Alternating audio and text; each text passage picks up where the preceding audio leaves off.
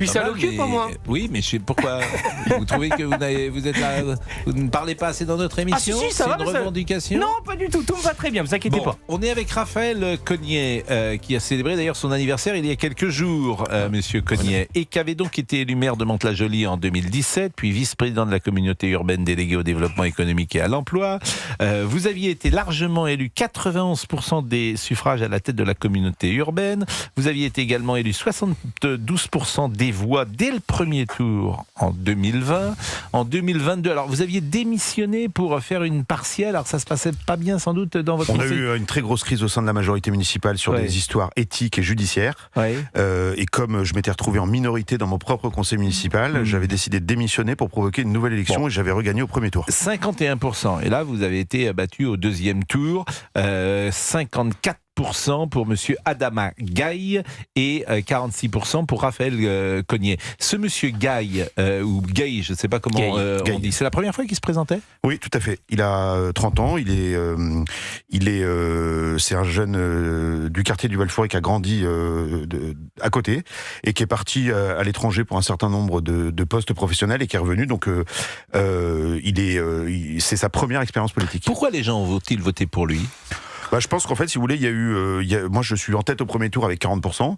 Il y a une liste de droite qui fait 19% et qui, je pense, m'empêche d'être élu au premier tour. Et après, j'ai eu affaire à une coalition de gens, c'est-à-dire Monsieur Gay, la gauche, l'extrême gauche et tous les gens qui... Non, alors ça, j'entends bien, mais est-ce que vous avez eu le sentiment que c'était une campagne communautaire? C'était ça aussi le sens de ma question. Ça a été une campagne qui s'est plutôt bien passée, communautaire, je dirais pas ça, mais en tout cas avec un seul but, mettre Cognet dehors parce qu'il a décidé de s'opposer à la façon dont a été fait de la politique à Mantes depuis 20 ans. Voilà. Le communautarisme et le clientélisme, c'est une tentation normale de tous les élus locaux. C'est-à-dire qu'en gros, quand vous êtes maire, vous avez la possibilité de favoriser un certain nombre d'associations, d'emplois, etc. Moi, j'ai toujours refusé ça. J'ai mis en place des critères de performance financière pour les associations qu'on subventionne. J'ai mis un gros coup de pied dans la fourmilière là-dessus. Ça prend des années de revenir en arrière sur ce genre de sujet. Et je pense que j'ai payé ça. Mais je vais vous dire, je préfère être battu en ayant payé ça plutôt que d'être élu en étant... Le logement social, par exemple, c'est important à Mantes-la-Jolie? Oui, c'est important. C'est moins important que ça ne l'a été, mais le quartier du Val-Fouré est un quartier qui est quasiment exclusivement d'habitat social. Il n'a pas été conçu pour ça. Il a été conçu au départ pour accueillir des classes moyennes et des classes moyennes supérieures. Et puis petit à petit, avec la désindustrialisation, avec le chômage de masse, il s'est transformé en quartier d'habitat social. Il y a aussi de l'habitat social en dehors du Val-Fouré. C'est une ville qu'on peut qualifier de pauvre? C'est une ville très pauvre. On est dans les 5% de villes dans lesquelles le revenu fiscal de référence est le plus bas. Avec un problème important qui était la drogue. Le trafic de stupes est très important à Mantes-la-Jolie, pas plus qu'ailleurs. Je précise quand même quelque chose parce que c'est important. Mantes-la-Jolie, c'est pas les quartiers nord de Marseille. Mantes-la-Jolie, le maire se promène partout dans toute la ville sans aucune protection. Je le précise parce que parfois les gens ont l'idée qu'il y a des quartiers qui sont interdits, etc. C'est pas du tout le cas. La police fait son travail. Par exemple, il y a combien de points de deal? Il y a une 50aine de points de deal à Mantes-la-Jolie. Et ils n'ont jamais été démantelés? Si, ils sont démantelés régulièrement, la police fait des saisies et ça recommence, parce que tant que vous aurez 2 millions de consommateurs, de toute façon, vous aurez dans ces endroits où il faut acheter de la drogue. Ce qui est inquiétant, c'est que sur les points de deal, on n'achète plus de l'herbe ou du shit. On achète de la mête, on achète du crack, on achète de l'héroïne, on achète de la cocaïne. C'est quoi la meth? Je sais même pas ce que c'est. Alors, ne me demandez pas trop, mais c'est une drogue de synthèse. Donc c'est des jeunes gens. Donc c'est des jeunes gens que vous avez sans doute croisés. Vous connaissez peut-être aussi les parents qui eux-mêmes sont les premiers à regretter ce que peuvent faire leurs enfants, parfois de 14 ans, 15 ans, 16 ans. Est-ce qu'il y a tout un trafic organisé? Le trafic de drogue génère des revenus extrêmement importants et surtout, la difficulté qu'on a maintenant, c'est que on a des jeunes qui deviennent complètement dépendants et dont la santé se dégrade à une vitesse vertigineuse. Moi, j'ai visité l'hôpital psychiatrique de Mantes-la-Jolie. Vous avez des jeunes de 20 ans qui ont fait 6 mois de protoxyde d'azote et qui sont ruinés en matière de santé à vie.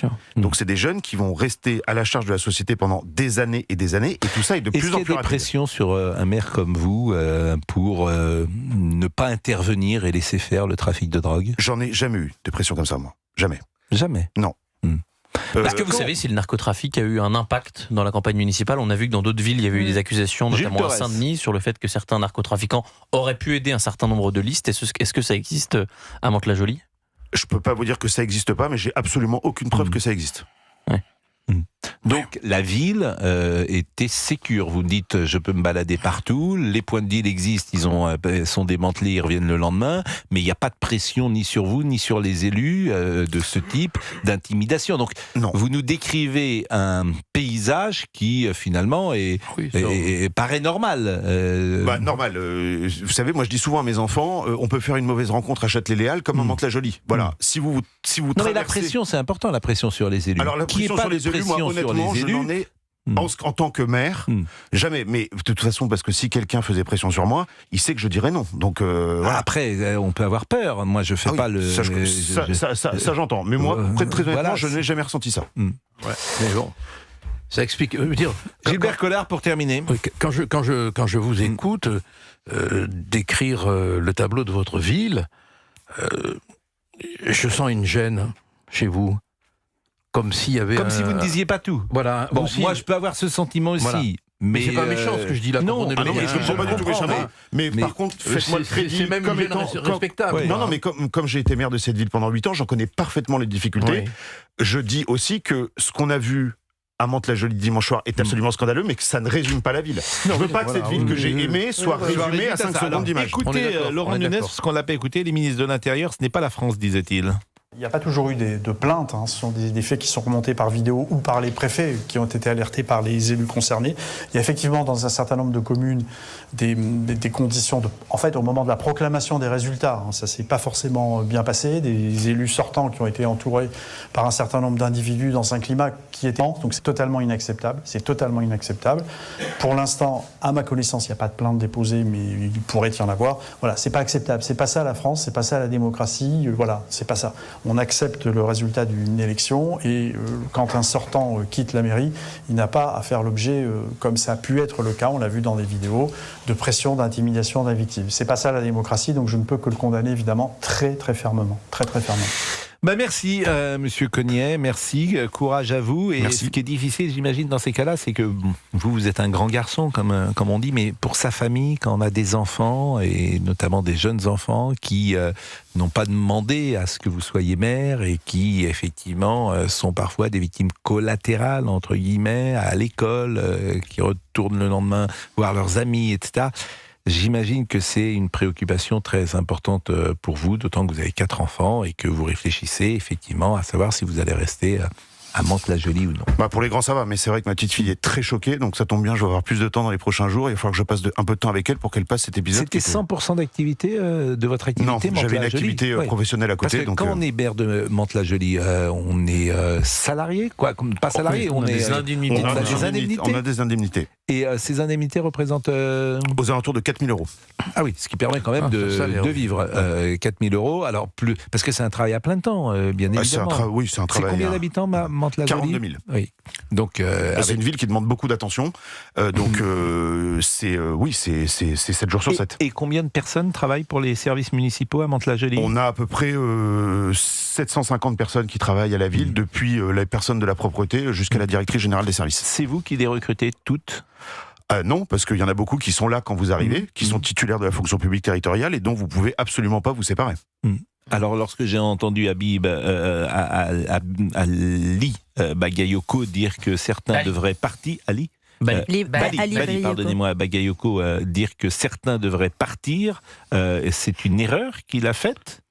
Certains peuvent partir, mais s'ils ne souhaitent pas partir, le maire n'a quasiment aucun moyen de les faire partir. D'accord. C'est d'ailleurs un problème que de pouvoir administrer des administrations de cette taille sans avoir les outils ni salariaux ni de management qu'ont toutes les entreprises privées. C'est un très gros problème parce que les collaborateurs qui ne font pas leur travail, vous ne pouvez vous en séparer qu'au prix de procédures qui sont immensément longues. Moi, je vais vous donner un exemple précis. J'ai un employé municipal qui a été pris la main dans le sac en train de voler du matériel municipal et de le livrer chez lui. Les avocats de la ville m'ont expliqué que c'était pas du tout sûr qu'on puisse obtenir à la fin une exclusion de la fonction publique territoriale. Vous voyez, donc c'est un très très gros problème. Alors comment il va faire le maire de Saint-Denis puisqu'il dit qu'il veut purger? Il va se prendre. Tu vois, ou bien les gens vont partir d'eux-mêmes et demander des mobilités ailleurs, mais il n'aura pas. Il va vouloir. Pas sûr. Il a dit prêter allégeance. Il faut prêter allégeance. Le mot est important. En tout cas, il y a 750 personnes. C'est quasiment la première entreprise de la ville. 750 personnes à Mantes-la-Jolie. y a Mantes-la-Jolie. l'hôpital qui est devant. Voilà, mais 750 personnes qui travaillent pour la ville, c'est effectivement Ouais. beaucoup de personnes. Il y a 11 000 personnes qui votent. L'hôpital est dans le giron de la mairie aussi. Vous avez une autorité dessus. Non, moi je suis président du conseil de surveillance. De surveillance, mais je voilà. n'administre pas. Bon, c'est Ah oui. intéressant d'ouvrir le capot, si j'ose dire, et de poser ces questions et qui nous renseignent sur la vie d'un élu et d'un édile au quotidien. Merci, monsieur Cogniet. Merci beaucoup. Et Mantes-la-Jolie, c'est à quoi 30 km du centre de 52 Paris km. Ah, c'est si loin que ça. Et si vous, sur la route de Deauville, si vous C'est voyez sur la la route de collégiale Normandie, Notre-Dame, bien sûr. vous vous arrêtez et Bien sûr, vous mais faites moi, un petit tour en centre-ville. Je suis passé régulièrement Oh, devant faut peut-être le Mantes-la-Jolie. faire. Je me suis peu arrêté. Oui. Bon, moi, mais je- Vous êtes dis le pas- bienvenu. Je ne me dis pas que je m'arrêterai. On peut faire Mantes-la-Jolie, Roubaix, Saint-Denis, Bon, on pourrait faire un circuit. Hein. le Tour de France de la Nouvelle-France. La Nouvelle-France n'existe pas. Il y a des nouveaux Français peut-être, mais la France, elle était Mantes-la-Jolie là. est une ville royale depuis 1131, je Ah oui, précise quand même. Saint-Denis Et Henri IV, aussi, il a exercé Saint-Denis le pouvoir. aussi, Denis aussi. Bon, Non, mais c'est une ville Je d'histoire. crois qu'il y a même Charles Martel qui est enterré à Saint-Denis. Le grand-père de Charlemagne. oui, oui. Chacun a ses références. Oui. Il est 16h45. Encore une